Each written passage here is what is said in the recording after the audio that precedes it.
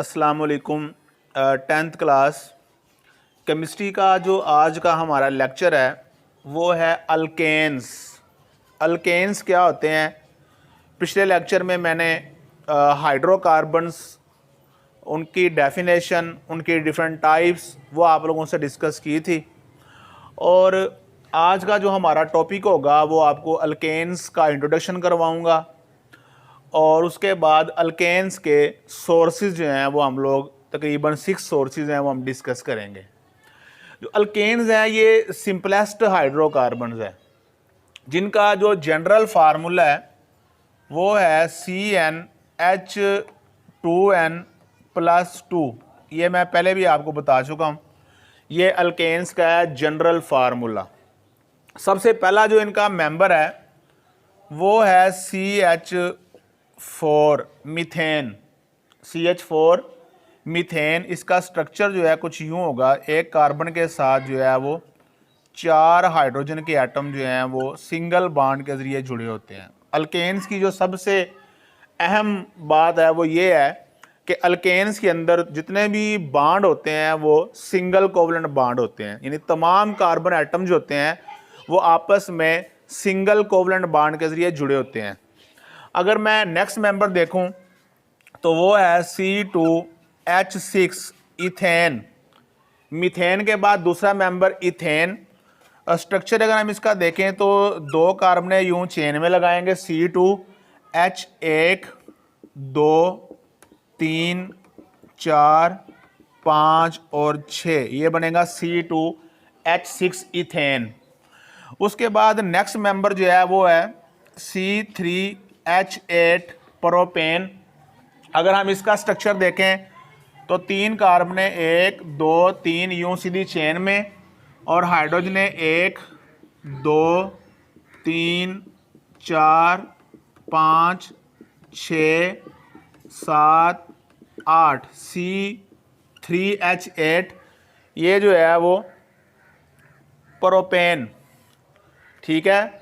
उसके बाद नेक्स्ट जो आएगा वो C4H10 ब्यूटेन। स्ट्रक्चर क्या होगा, 4 कार्बन जो हैं वो सीधी चेन में अरेंज करें और हाइड्रोजन 1 2 3 4 5 6 7 8 9 और 10। इस तरह से ये CH2 का इजाफा होता जाएगा। आगे आप C5H12, उसमें 5 की चेन जो है वो बन जाएगी और आप देख सकते हैं कि सारे के सारे जो बॉन्ड हैं इनमें सिंगल कोवलेंट हैं। ठीक है।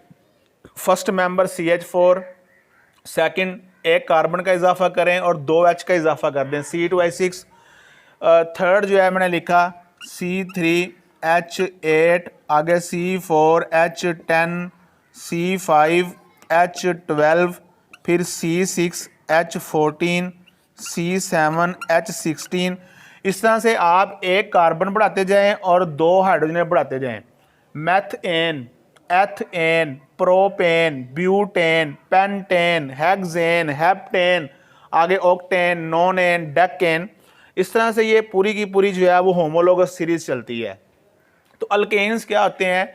ये वो हाइड्रोकार्बन्स हैं जिनमें तमाम कार्बन एटम जो होते हैं वो आपस में सिंगल बॉन्ड के जरिए जुड़े होते हैं। बेटा इनके अंदर आप कोई नया एटम ऐड नहीं कर सकते, इसलिए हम अल्केन्स को सैचुरेटेड हाइड्रोकार्बन्स भी कहते हैं। अगर आप मेरा पिछला लेक्चर याद करें तो मैंने आपको बताया था कि अल्केन जो होते हैं इनके अंदर कोई और एटम, जो कि देखें हर कार्बन जो है वो अपने चारों बॉन्ड जो है उसने सेटिस्फाइड किए हुए हैं विद सिंगल कोवलेंट बॉन्ड, इसलिए इनमें कोई नया एटम और ऐड नहीं हो सकता। हम बोलते हैं इनको सैचुरेटेड हाइड्रोकार्बन, या इनका एक और नाम है वो है पैराफिन्स। पैराफिन्स, ये शॉर्ट क्वेश्चन में आप लोगों से पूछ सकता है कि अल्केन्स को पैराफिन्स क्यों कहते हैं। पैरा का मतलब होता है लीस्ट, लेस, और अफिन्स का मतलब होता है रिएक्टिविटी, अफिनिटी। चूँकि जो अल्केन्स होते हैं ये सिंगल कोवलेंट बॉन्ड की वजह से बहुत कम रिएक्टिव होते हैं, इसलिए हम इनको क्या बोलते हैं, पैराफिन्स। ठीक है। यहाँ पे आप लोगों ने 2-3 चीज़ें याद करनी है। नंबर 1, आपको पता हो कि अल्केन्स क्या होते हैं। अल्केन एक ऐसा हाइड्रोकार्बन होता है जिसमें तमाम कार्बन एटम जो होते हैं वो सिंगल कोवलेंट बॉन्ड के जरिए आपस में जुड़े होते हैं। मैंने उनकी एग्जांपल्स भी आप लोगों को बताई हैं और फिर मैंने आपको फर्स्ट 4 अल्केन्स के स्ट्रक्चर जो हैं ये आप लोगों ने ये भी याद करने हैं, आप लोगों की बुक पे ये स्ट्रक्चर भी बने हुए हैं। उसके बाद फिर मैंने आपको एक बड़ा इंपॉर्टेंट सवाल बताया कि हम अल्केन्स को पैराफिन्स क्यों कहते हैं। उसका आंसर मैंने आपको बता दिया कि अल्केन जो होते हैं चूँकि लीस्ट रिएक्टिव होते हैं, कम रिएक्टिव होते हैं, इसलिए हम इनको पैराफिन्स भी कहते हैं। पैरा मीन लेस और अफिन्स मीन अफिनिटी रिएक्टिविटी। नेक्स्ट हम बेटा बात करेंगे अल्केन्स के सोर्सेज की, कि आपको सोर्स का मतलब क्या होता है कि अल्केन आपको कहाँ से हासिल होंगे। तो सबसे पहली जो बात है कि अल्केन हमें कहाँ से मिलेंगे वो है petroleum and natural gas. Petroleum क्या होता है, ये ज़मीन के अंदर से तेल निकलता है, ठीक है, जिसको हम पेट्रोलियम कहते हैं।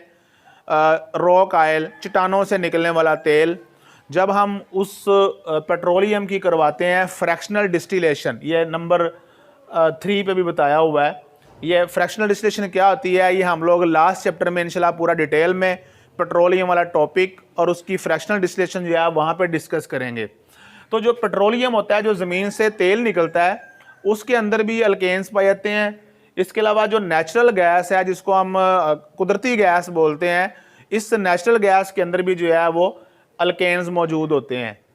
जैसा कि पॉइंट नंबर 2 में आपको बता रहा हूँ कि जो नेचुरल गैस होती है, कुदरती गैस, उसके अंदर जो मीथेन है यानी अल्केन्स फैमिली का पहला मेंबर, ये 85% पाई जाती है उसके अंदर।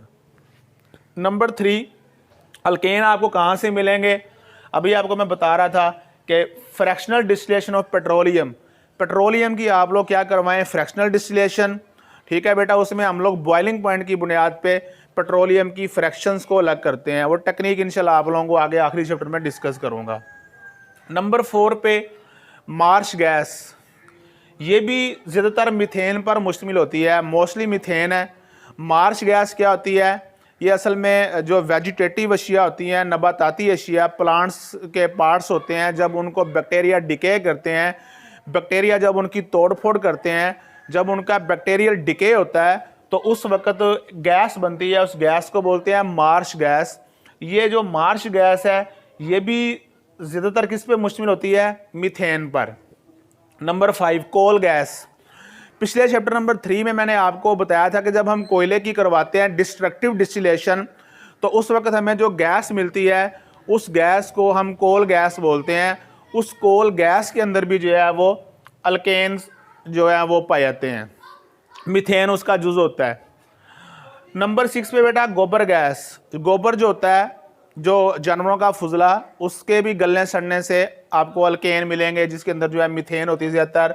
सेवेज गैस या बायोगैस, जो प्लांट्स वगैरह होते हैं, ठीक है, जानवरों का फुजला वगैरह होता है, जब वो गलता सड़ता है तो उससे जो गैसें बनती हैं, जैसा कि गोबर गैस है, सेवेज गैस है, बायोगैस है, इनके अंदर भी जो है वो मीथेन पाई जाती है। ये 6 जो हैं वो अल्केन्स के सोर्सेज हैं। कल का जो मेरा लेक्चर होगा वो हम इंशाल्लाह अल्केन्स की तैयारी, उसके मेथड्स, काफ़ी सारे मेथड हैं, लेकिन आपके सिलेबस के अंदर 2 जो मेथड हैं वो डिस्कस किए हुए हैं। इंशाल्लाह कल जो है वो दोनों मेथड आप लोगों के साथ डिस्कस करूँगा। और आप लोगों से आखिर में ये दरख्वास्त है कि चैनल को सब्सक्राइब करें, अपने फ्रेंड्स के साथ लाजमी शेयर करें। ओके, अल्लाह हाफिज़।